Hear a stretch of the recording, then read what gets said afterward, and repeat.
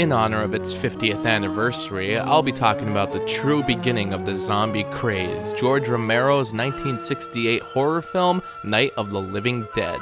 This is probably one of the most influential films in the genre, being produced on a minimal budget, with amateur artists, and being the most popular film in the public domain. You can find this in any bargain box nowadays, and for free online, but there's now a Criterion Collection version which has the best quality transfer I've ever seen, so that's the one I watched. It'll be tough trying to find something about this that hasn't been said before. I mean, it's just too well known, but I'll try my best to express my view of the phenomenon. When this was produced in 1968, color films were taking over the mainstream, and many like to consider this the final of the classic black and white horror films, as well as the first transition into the gore of the 70s horror. Its legacy is probably talked about more than the movie itself, so people maybe don't remember some of its less famous moments. I like that this movie gets going quick, with the first zombie approaching, with no explanation.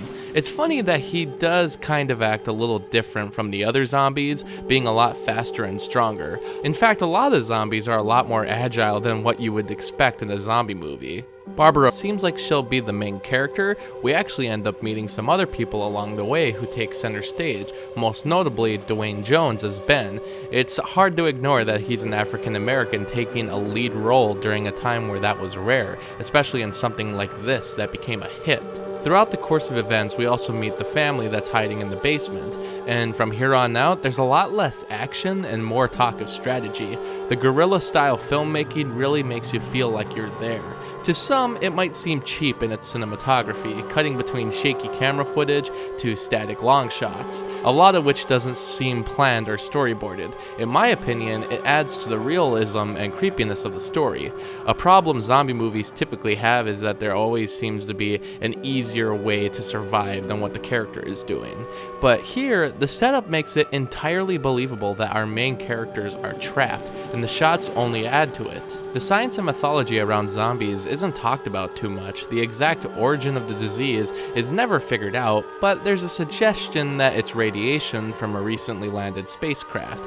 It just adds to the mystery, as well as the evolution of becoming a zombie and what their weaknesses are. Nothing is discovered in the grand spectacular way. Everything is revealed subtly, which I think is more effective. Some of the effects are pretty impressive when you consider the budget. The zombies either look clean cut or with skin falling off. There's a lot of fire and even an explosion. The only time it feels a little awkward is during some of the action, because without real stuntmen, nothing can be practiced in real time. The punches always look a little off.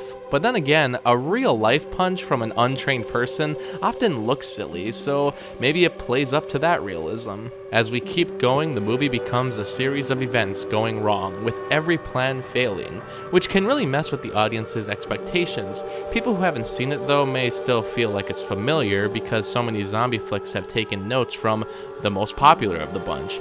I think people would be surprised by the lack of dialogue, and how there's actually a lot of TV reporting within the film, which helps explain a lot of the exposition. I'm not a fan of this kind of device, especially since a fictional news broadcast always looks cheesy or fake.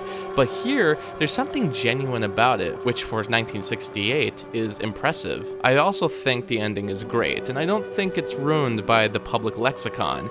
If you've never seen this movie, you might still be in for a surprise with the final 10 minutes. In any case, the ending has been discussed before, and how it really puts the audience's morals into question, wondering if the final scene happened because of the situation, or because of pre-existing judgments. I'll just say, without spoiling it, it still has relative importance in today's current issues. It's just an amazing film all around, a horror fan's Bible, and a filmmaker's dream. It's so influential because it feels so big, yet feels so possible to create.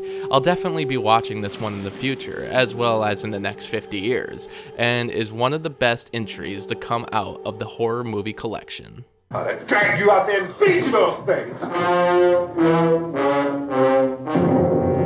Thank you for watching the video. A special thanks to Chris, Lucas, and Ryan for supporting me on Patreon. If you'd like to be like them and get exclusive access to content and blogs, and even request reviews monthly, please click on the Patreon link, and thanks for your support.